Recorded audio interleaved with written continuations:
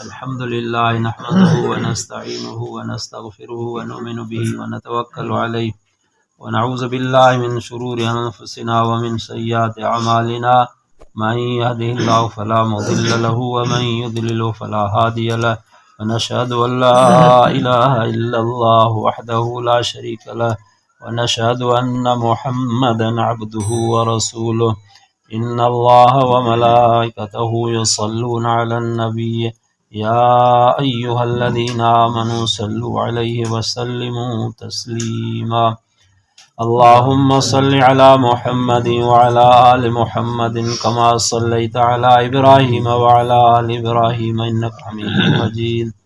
बिस्मिल्लाहिर रहमानिर रहीम। या अय्युहन्नासु इत्तक़ू रब्बकुमुल्लज़ी खलक़कुम मिन नफ्सिन वाहिदतिन व खलक़ मिनहा ज़ौजहा वबस्स मिनहुमा रिजालन कसीरन व निसाअ वत्तक़ुल्लाहल्लज़ी तसाअलून बिही वल अर्हाम इन्नल्लाह कान अलैकुम रक़ीबा।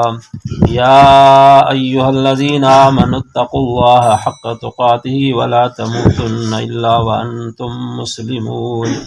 या अय्युहल्लज़ीना आमनू इत्तक़ुल्लाह व क़ूलू क़ौलन सदीदा युस्लिह लकुम अअमालकुम व यग़फिर लकुम ज़ुनूबकुम व मन युतिइल्लाह व रसूलहु फ़क़द फ़ाज़ फ़ौज़न अज़ीमा। बिस्मिल्लाहिर रहमानिर रहीम। हल अता अलल इंसानि हीनुम मिनद दहरि लम यकुन शय्अन मज़कूरा इन्ना खलक़नल इंसाना मिन नुत्फ़तिन अमशाजिन नब्तलीहि फ़जअलनाहु समीअन बसीरा।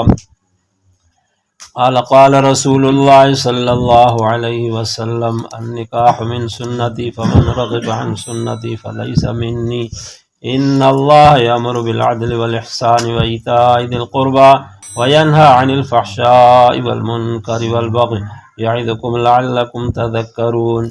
सुब्हान रब्बिक रब्बिल इज़्ज़ति अम्मा यसिफ़ून व सलामुन अलल मुरसलीन वल्हम्दुलिल्लाहि रब्बिल आलमीन। अल्लाह पाक जा बेशुमार एहसान जंहिं रब साईं तव्हां असांखे कलमे जे दौलत सां नवाज़ण फरमायो ऐं नबी पाक सल्लल्लाहु अलैहि वसल्लम जे उम्मत में पैदा करण फरमायई ऐं इस्लाम ऐं शरीयत सुहिणी अता करण फरमायई। किन क़ौमुनि में निकाह जो रवाजु ई कोन्हे, न उन्हनि खे अबे जी ख़बर आहे न मामे जी ख़बर आहे, कंहिं रिश्तेदार जी ख़बर ई कोन्हे। बसि ईअं जानवरनि वांगुरु उन जो नसुल वधंदो रहंदो आहे। अल्लाह तबारक व तआला तव्हां असां सां ख़ुसूसन इन उम्मत सां एहसान करणु फरमायो जो हर शरीयत में अल्लाह पाक निकाह रखणु फरमायो। उम्मत मोहम्मदी सल्लल्लाहु अलैहि वसल्लम में अल्लाह तबारक व तआला चइनि निकाहनि जी इजाज़त अता करणु फरमाई। रसूलुल्लाह सल्लल्लाहु अलैहि वसल्लम खां पहिरियां कुझु वधीक औरतूं रखियूं वयूं हुयूं।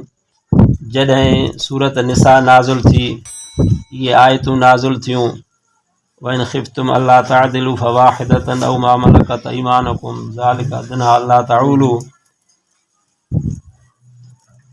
निकाह कयो तव्हां ॿ ॿ टे टे चार चार, पोइ जेकॾहिं तव्हां ख़ौफ़ रखो था इंसाफ़ न करे सघंदव पोइ तव्हांजे लाइ हिकिड़ी खोड़ आहे।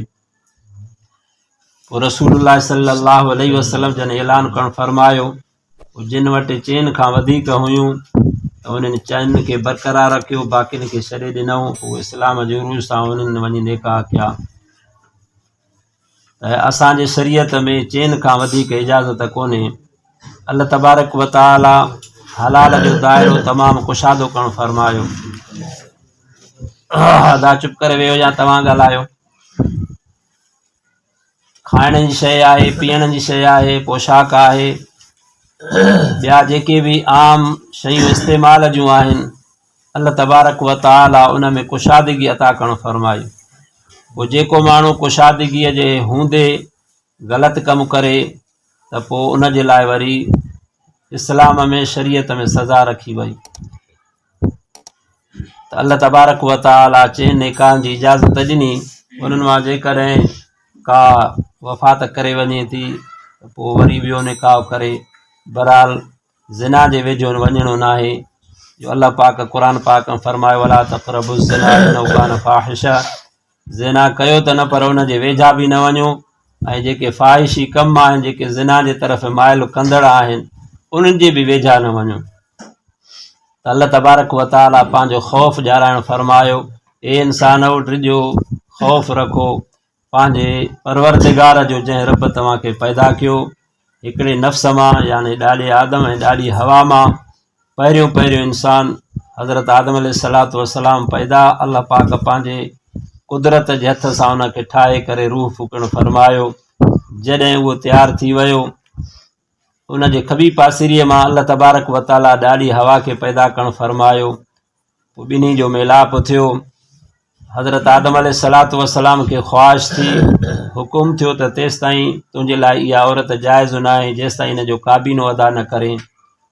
काबीनो छा आहे? उन वक़्त जे लिहाज़ सां हज़रत आदम अलैहिस्सलातु वस्सलाम खे हुकुम थियो त आख़िरी पैगम्बर जे मथां 10 दफ़ा दुरूद पढ़, इहो तुंहिंजो काबीनो आहे। दुरूद जो काफ़ी फ़ज़ीलतूं आहिनि, तंहिंजे करे दुरूद बि कसरत सां पढ़ंदा रहंदा कयो।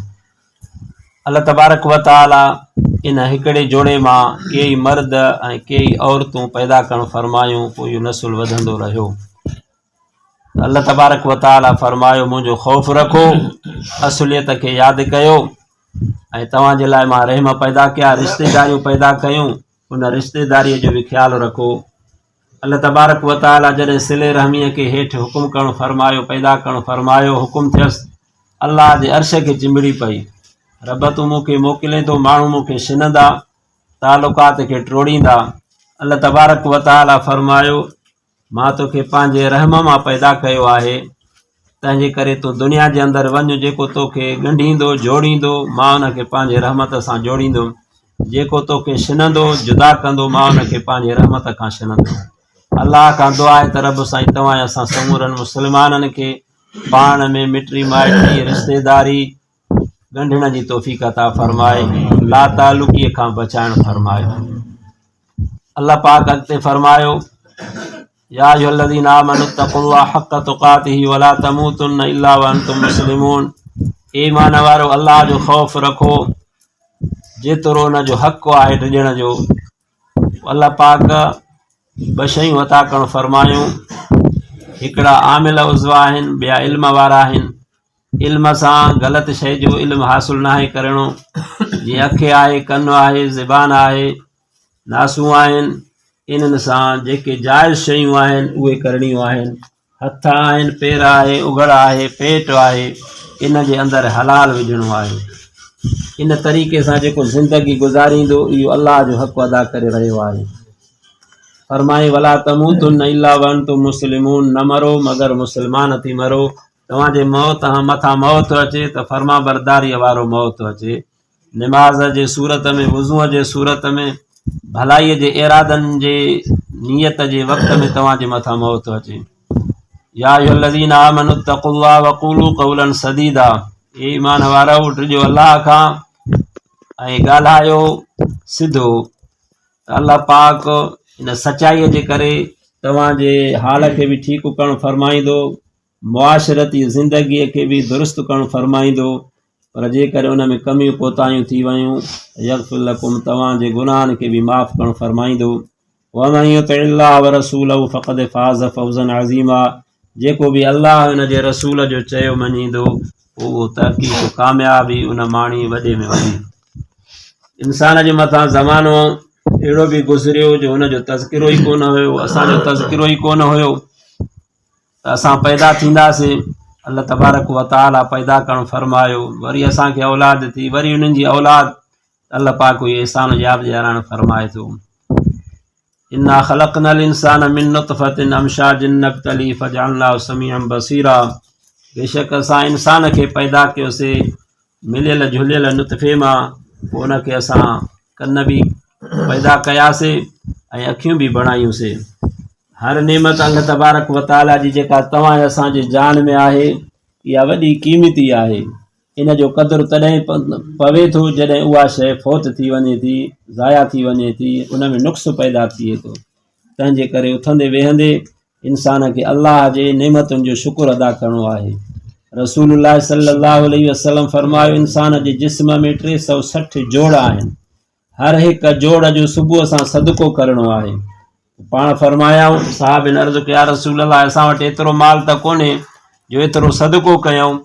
रसूलुल्लाह सल्लल्लाहु अलैहि वसल्लम फरमायो हलो ॻाल्हाइण इहो बि सदको आहे, ला इलाहा इल्लल्लाह चवण बि सदको आहे, सुभान अल्लाह अल्हम्दुलिल्लाह चवण बि सदको आहे, नेकीअ जो हुकुम करण बि सदको आहे, बुरनि कमनि खां रोकणु इहो बि सदको आहे। पर जेको 2 रकातूं चाशत निमाज़ पढ़े थो सिज उभरण खां बाद में तक़रीबन 1.5 कलाक बाद में 2 रकातुनि पढ़ण जे सदके में ॼण त इन 360 जोड़नि जो सदको अदा कयो। अल्लाह तबारक व तआला जोड़े जी नेमत खे यादि ॾियाराईंदे फरमायो त असां तव्हांखे जोड़ा जोड़ा करे पैदा कयोसीं, अज़वाजल लितस्कुनू इलैहा वजअल बैनकुम मवद्दतन व रहमा, तव्हां में मोहब्बत पैदा थिए, रहम पैदा थिए। अल्लाह पाक फरमायो इहो मुंहिंजे निशाननि मां निशानी आहे, तव्हां फ़िक्र कयो, सोच कयो। केॾो बि थकावट में इंसानु ईंदो आहे, पंहिंजे घरवारीअ वटि ईंदो, बचनि वटि ईंदो, उहो थकु लही वेंदो। त दुआ आहे अल्लाह पाक हिन निकाह जे अंदरि सुकून जो सबबु बणाइणु फरमाए, ऐं जेके बि निकाह आहिनि अल्लाह पाक उन्हनि में सुकून ऐं मुहबत बाझ पैदा करणु फरमाए। इन निकाह जे ज़रिए जेका इंसान में औलाद पैदा थिए थी उहा बि इंसान हमेशह इहा दुआ घुरे त रब साईं जेका बि मूंखे औलाद ॾे त उहा औलाद बि ॾे, सालिह बि ॾे ऐं हयाती वारी बि ॾे। क़ुरान पाक में अल्लाह पाक सेखारणु फरमायो रब्बना हबलना मिन अज़वाजना व ज़ुर्रियातिना, हे परवरदिगार असांखे घर वारियूं ॾे, ऐं जेकॾहिं औरत घुरे थी त पंहिंजे मुड़ुस जे लाइ अलाह साईं असांखे अहिड़ा जोड़ा ॾे ऐं असांखे उन्हनि मां औलाद ॾे जेका अखियुनि जो ठार हुजे, ऐं असांखे परहेज़गारनि माण्हुनि जो अॻुवाण बणाइणु फरमाए। दुआ आहे अल्लाह तबारक व तआला तव्हां असां समूरनि मुस्लमाननि जे औलाद खे नेक सालिह बणाइणु फरमाए, ऐं जिन खे औलाद न आहे रब साईं उन्हनि खे नेक सालिह औलाद अता करणु फरमाए। इन निकाह में बि अल्लाह तबारक व तआला बरकतूं रहमतूं नाज़िल करणु फरमाए। ॿिन्ही घरनि जे विच में ता हयात अल्लाह तबारक व तआला मोहब्बत उनखे क़ाइम ऐं दाइम रखणु फरमाए। आमीन। आखिर दाअवाना या अल्लाह या रहमान या रहीम या हय्यू या क़य्यूम रहमतिक नस्तगीस। अल्हम्दुलिल्लाहि रब्बिल आलमीन अर्रहमानिर रहीम मालिकि यौमिद्दीन इय्याका नअबुदु व इय्याका नस्तईन इहदिनस सिरातल मुस्तक़ीम सिरातल लज़ीना अनअमता अलैहिम गैरिल मग़दूबि अलैहिम वलद्दालिन आमीन। रब्बना हब लना मिन अज़वाजिना व ज़ुर्रिय्यातिना क़ुर्रता अयुन वजअलना लिल-मुत्तक़ीना इमामा।